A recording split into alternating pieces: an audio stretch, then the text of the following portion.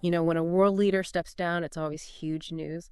But then the spotlight swings to someone maybe not everyone outside, certain circles knows immediately. That's kind of what happened when Jorge Bergoglio emerged as Pope Francis, right? Exactly. Suddenly the question everywhere was, wait, who is this guy? It's a fascinating story. Yeah, the whole trajectory is something else. A life moving along one path and suddenly, bam, onto the world stage, bringing all that history, that perspective with him. Mm-hmm. And that's what we want to dig into today in this deep dive. We're looking at the life, the journey of Pope Francis, drawing on, well, biographical sources we've reviewed. Right. Going from his earliest days, Buenos Aires, all the way up to that moment in the Vatican. The goal is really to get a sense of the key moments, the influences, what actually shaped him. So we're trying to get beyond just the headlines, Yeah. Look at the building blocks of his character. What experiences, what values made him the leader he became? Okay, let's go back. Way back. Buenos Aires, Argentina, December 17th, 1936. Jorge Mario Bergoglio is born. Yep. Family of Italian immigrants. His dad worked on the railways. His mom was a homemaker. He was the oldest, 5 kids in total. Sounds like a pretty grounded start, simple household. Very much so. The sources really stress that. Not a lot of material wealth maybe, but strong family ties, a sense of respect, the value of hard work. Those seem really central. And it wasn't just his parents, was it? His grandmother, Rosa, she seems to pop up as quite important. Oh, definitely. The stories mention her telling him tales of saints, fostering that early connection to God, to faith. Those early stories can be so powerful, can't they? Really shaping how you see the world later on. Absolutely. They lay a foundation. Mm. And descriptions of him as a kid, quiet, curious, loved books. And soccer. Big San Lorenzo fan, apparently. Yes. Adds a human touch, doesn't it? Paints a picture of a thoughtful kid, but with normal passions, too. So then fast forward a bit. Teenage years. He studies chemistry at a technical high school. Yeah, and even worked in a lab for a bit. You could almost see a different future maybe in science. It just shows how life can take unexpected turns, you know? It really does. And that science background, maybe it points to a certain way of thinking. Logical, methodical. Perhaps. But the sources also suggest, even then, he felt like something deeper was missing. A sense of calling, maybe starting. Exactly. And then comes a really critical moment, age 21. He gets incredibly sick. That lung infection, right. Life-threatening. Very serious. Needed surgery, had part of his lung removed. That kind of brush with mortality, it changes you. I can only imagine. A massive wake-up call. And the sources really point to a spiritual awakening during that recovery. Feeling this deeper connection to God, maybe a sense of being saved for a specific reason. That feeling of purpose can be incredibly motivating, can it? Hugely. And it seems like it was the catalyst for his next big decision. Which was joining the Society of Jesus, the Jesuits. Right. He enters the seminary shortly after recovering. What was it about the Jesuits specifically, do you think? What makes them distinct? Well, they're known for a few key things within the church. Intellectual rigor is a big one. Education, scholarship, but also discipline, missionary work, and a strong emphasis on social justice. So it's a path that values both thinking and doing, action in the world. Precisely. And it seems like even as he started moving up within the church structure, he held onto this real simplicity in his own life. Yeah, the stories about him refusing fancy cars, big houses. Cooking his own meals, taking public transport. It wasn't just for show, apparently. That's a pretty conscious choice, isn't it? Especially as you gain more prominence. It absolutely is. It sends a message, doesn't it? About where the church's focus should be with the poor, not isolated by privilege. It's a thread you see running right through his life. Okay, now we have to touch on a really difficult period. Argentina in the 1970s, the Dirty War. A truly dark time. Military dictatorship, disappearances, incredible fear. And he was a Jesuit leader then.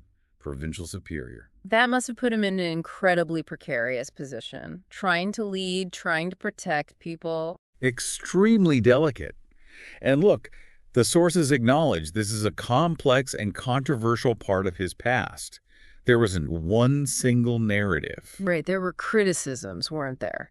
That maybe he didn't do enough, didn't speak out forcefully enough against the regime. Yes, those criticisms exist, but then there are also other accounts. Stories of him working quietly behind the scenes, helping people hide, helping them escape the country. It sounds like a classic moral tightrope walk during a brutal regime, balancing trying to help individuals without bringing the wrath of the government down on the entire church or putting more people at risk. It's incredibly difficult to judge from the outside decades later.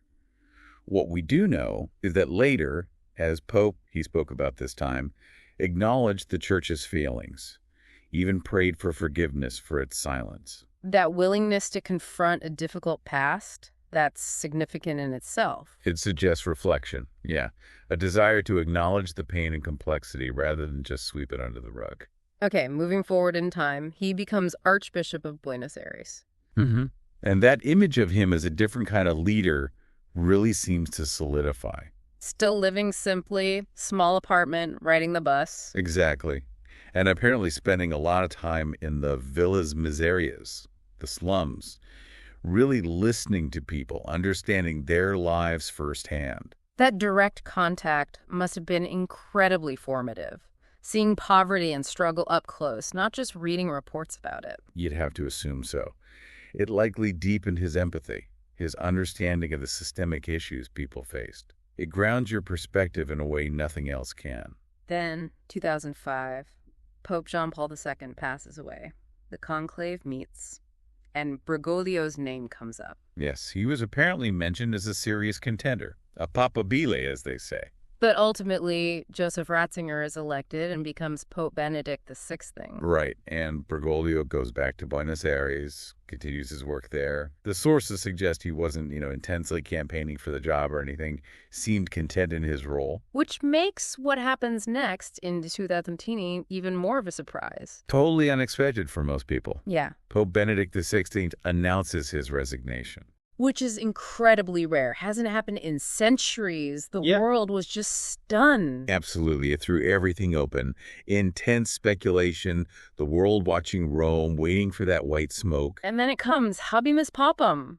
And Jorge Bergoglio steps out onto the balcony. And for many people, it was a surprise. He was 76, considered relatively old. He wasn't a Vatican insider. Didn't have that curial experience. He wasn't one of the globally famous cardinals. So why him, do you think? What might the cardinals have been thinking? Well, maybe his being an outsider was actually appealing. A fresh start. Maybe his pastoral focus, that connection to the poor in Latin America, resonated. Perhaps they felt the church needed a different kind of leader for this moment. And then the name he chose, Francis. Wow. Yeah. That was immediate, powerful. Instantly brings St. Francis of Assisi to mind, doesn't it? Yeah. Poverty, humility, simplicity, love for creation. And crucially, as the sources point out, no pope had ever chosen that name before. It was a statement right out of the gate. What message did you take from that? It signaled pretty clearly, I think, a desire to shift priorities. Focus on the poor, maybe live more simply, care for the environment. It set a whole new tone. And his very first words and actions seem to back that up. That simple, brothers and sisters, good evening. So down to earth. Mm-hmm. And asking the crowd to pray for him before he blessed them, that humility was striking. Then refusing the traditional red, mozzetta, the little cape, opting for just the simple white cassock. Yep. And choosing to stay in the Casa Santa Marta, the Vatican guest house, instead of the Apostolic Palace. Using a simpler car. Yeah. Small things, maybe, but hugely symbolic. It felt like a deliberate stripping away of centuries of papal trapping, didn't it? It really did. Humanizing the office, making it seem more accessible, more like a shepherd amongst the people. And then some of those early actions, like during his first Holy Week, washing the feet of prisoners at a youth detention center. And including young women and Muslims in that ritual, that was huge. How did that challenge things? Because traditionally that ritual was, well, different. Traditionally, it reenacted Jesus washing the feet of his male apostles. Right. By including women, people of other faiths, people in prison, he was sending a powerful message about inclusivity, about service extending to everyone, especially those on the margins. It was leadership as service embodied. So from that point on, you start seeing these key themes really emerge and define as papacy, right? Definitely. Number one, probably, is this idea of a church for the poor. Speaking out against greed, inequality, what he called the economy that kills. Mm. Why has that been so central for him? Well, it seems deeply rooted in his own experiences in Argentina, seeing poverty firsthand, and also in his reading of the Gospels. A core belief that the church must be on the side of the marginalized, must challenge injustice. And then there's the emphasis on mercy and love. God's love being bigger than rules, welcoming people who felt excluded. That famous off-the-cuff remark on the plane, right? About gay people seeking God, who am I to judge? That line went everywhere. What was the impact of that shift in tone? It was huge. It signaled a more compassionate pastoral approach. Less focus on condemnation, more on understanding and accompaniment.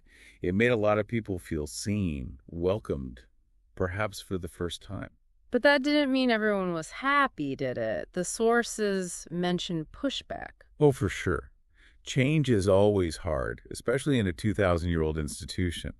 Some within the church felt he was going too far, maybe diluting doctrine or causing confusion. Well, others probably felt he wasn't going far enough on some issues. Exactly. You're always navigating those tensions when you lead such a diverse global body. But he seemed pretty determined to stay his course. Another massive theme, the environment. Laudato Si. His encyclical on care for our common home, that was groundbreaking.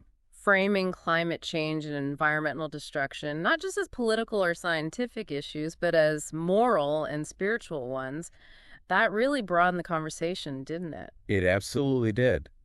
By linking the cry of the earth with the cry of the poor, he connected environmental justice and social justice. He was speaking to everyone, not just Catholics, about our shared responsibility. And his efforts on global peace. He traveled so much, didn't he? To places suffering from conflict, poverty. Yes, visiting refugee camps, war-torn areas, those images of him embracing people, blessing the sick, just listening. They were very powerful. I remember that moment he invited the presidents of Israel and Palestine to the Vatican Gardens to pray for peace. A hugely symbolic gesture. Even if lasting peace didn't immediately follow, it was a powerful demonstration of dialogue, of trying to build bridges. Even during the pandemic, remember that image, him praying alone in a vast, empty, rain-swept St. Peter's Square. Chilling and incredibly moving. It captured the world's feeling of isolation and fear, but also offered this image of steadfast faith and solidarity. It resonated way beyond the church. And through all this global activity, the sources suggest he kept up a pretty simple personal life. Still cracking jokes, following his soccer team. Making personal phone calls to people who wrote to him. Little things that reinforced that sense of him being grounded, authentic, not just playing a role. But being Pope isn't easy. There were huge challenges he faced, too. Reforming the Vatican itself, for instance. Oh, yeah. Tackling the Curia, dealing with financial scandals, secrecy, entrenched power structures. That's a massive undertaking. Bound to meet resistance from within. Absolutely. Deeply ingrained issues in any large old institution. It required, and still requires, immense persistence. And then the enormous shadow of the clerical abuse crisis. A devastating issue for the church. The sources mentioned his meetings with survivors, the apologies he offered, the new rules and protocols he put in place for protection and accountability.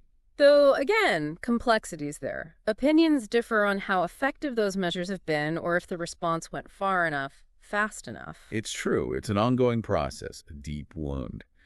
But his actions did represent a significant shift towards acknowledging the harm and trying to establish systems to prevent it. even if the implementation and results are still debated and scrutinized. His focus on the poor and forgotten sometimes led to criticism too, didn't it? Accusations of getting involved in politics. Yes, some leaders or commentators felt he should stick to purely religious matters. But he seemed to see defending human dignity, advocating for justice, as part of his faith in action, right? Exactly. For him, it wasn't optional or political. It was a moral imperative flowing directly from the gospel message. You can't separate faith from how you treat the vulnerable or structure society. Even Laudato Si', while praised by many, wasn't universally embraced. No. Addressing climate change touches on huge economic interests, political ideologies, different worldviews. So it naturally drew skepticism and opposition from various corners, inside and outside the church. And then, in more recent years, we saw his physical health becoming more of a challenge. Yeah, the knee problems, the sciatica, sometimes needing a wheelchair. You could see him slowing down physically. Yet mentally, he seemed just as sharp, still had that sense of humor. Right. He'd joke about his health, about aging. It kind of demystified the papacy even more, showed the human reality of aging, even for a pope. It didn't seem to diminish his commitment, though. And apparently, those simple habits continued. Calling ordinary folks, greeting the Vatican workers, daily prayer. The consistency is really striking. It suggests these weren't just early gestures, but core parts of who he is. He also had this way of talking about himself, didn't he? As a sinner, someone trying to do good but acknowledging mistakes. That humility is quite disarming, coming from a figure of his stature. It makes him relatable, perhaps more credible to some, because it acknowledges imperfection. So when you boil it all down, what seems to be the driving force? The sources consistently point towards love, really.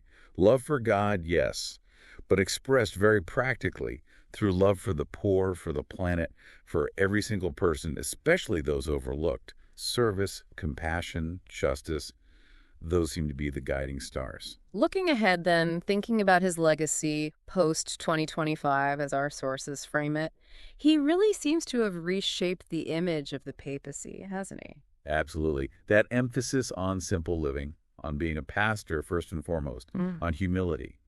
It offers a different model. Whether that becomes the norm, we'll see. But he certainly changed perceptions. And all that travel, those visits to forgotten corners of the world, what was the long-term impact of that? It sent a powerful message of solidarity. It told marginalized communities, you're seen, you matter. It positioned the church as an advocate on a global scale.